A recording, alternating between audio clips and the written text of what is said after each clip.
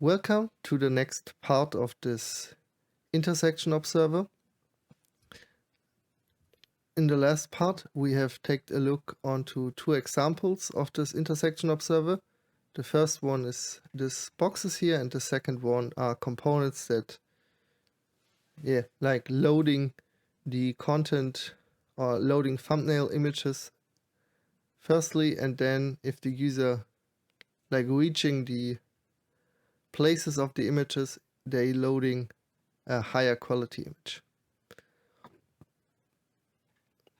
What we now take a look today is onto infinite scroll and virtual scrolling. Infinite scrolling we will start with. If you have an element or a big list of elements, you eventually want to load the content if the user reached the end of the scroll bar. There are multiple ways to solve this. It's not the only solution, but it's one valid solution to do it. Here we have a list of posts. You can see here that we have the load initial posts that generates 10 posts and adding it to the this posts list. And with this it kind of increment the amount of posts. That's like the initial call. And we're using again the intersection observer.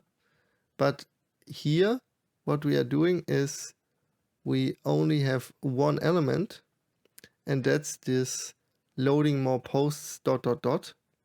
because we can use this loading more posts text as an element to refer if the user reached the end of the list.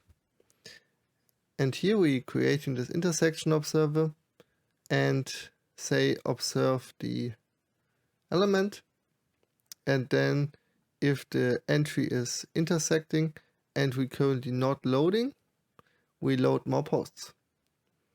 And this leads then to be like a quick timeout.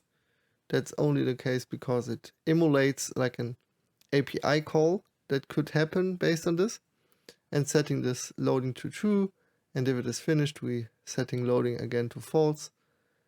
And that's kind of allows you to like loading elements when the user reached the end of the list.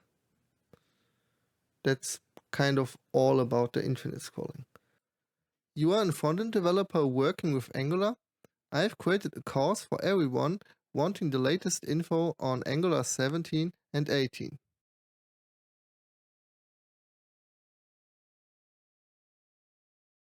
It covers built-in control flow, standalone components, signals, migrating to Angular 17, and building an app from scratch. The course is in the description. Now we will take a look into the virtual scrolling. Virtual scrolling is the way to show elements in the most performant way. That means we have here like 500 elements, but you don't have any issues with the browser to show this amount of elements. The reason for this is that we can use virtual scrolling. That's a behavior that allows you to reuse elements in the list.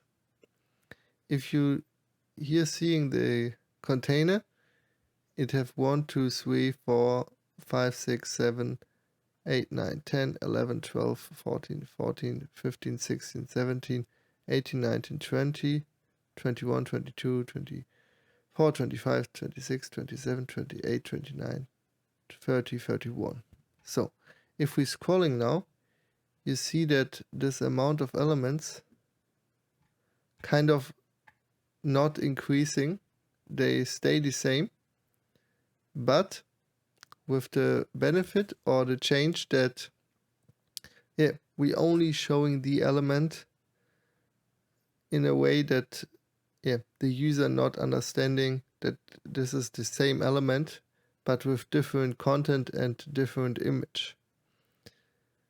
This behavior like save performance because it reusing elements and not has to kind of like render 500 HTML elements, because that's not performant for the user, and it needs a lot of performance if you have like 500 elements. Or yeah, we also added here the intersection observer, which means if you reaching the end of the list, you see like we can have a lot of elements. And you see that the HTML overall, all of these elements, not increasing really. They stay the same, but get reused. Like if you're looking here, this element, and the trick is that replacing this element with like a pixel height, and this changes overall. You see that the elements kind of changing its top element or top position. And this allows that the user not understanding that we reusing elements, but it increased the performance a lot. Okay, let us quickly take a look into how all of this stuff works. We have here virtual scrolling. We have here a container that has a list of visible items, and have here also some styling, have an image and content. We have here a bottom anchor that gets used for the kind of loading additional elements, and also like a container height function that recalculates the height of the container that contains the main element. Eventually, to understand the main trick, we have here container, virtual scroll container. As you can see, it's only like 602 pixels high, and this element here representing a content that like needing that amount of space. The trick now is that every element that we have here is placed inside of this one, but based on a top value. And with this, you can see like we adjusting this element with a new height, and this allows to kind of conceptually reuse the element.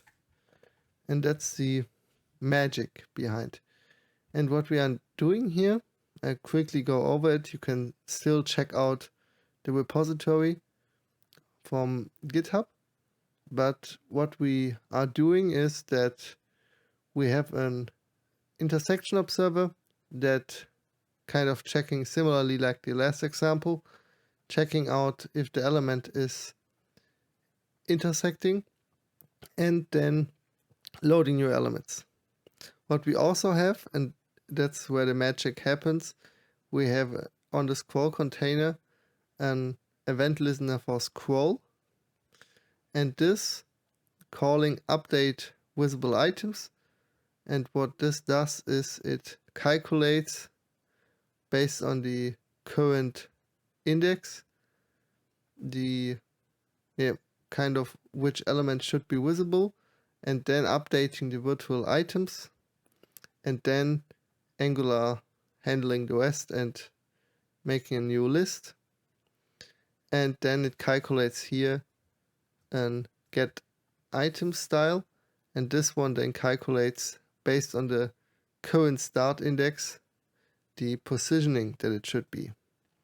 All of this works because every element has the same height, and this overall supports the main overall functionality, because you can perfectly calculate the position of the elements and can perfectly trick the user by thinking that all of this stuff is part of the elements.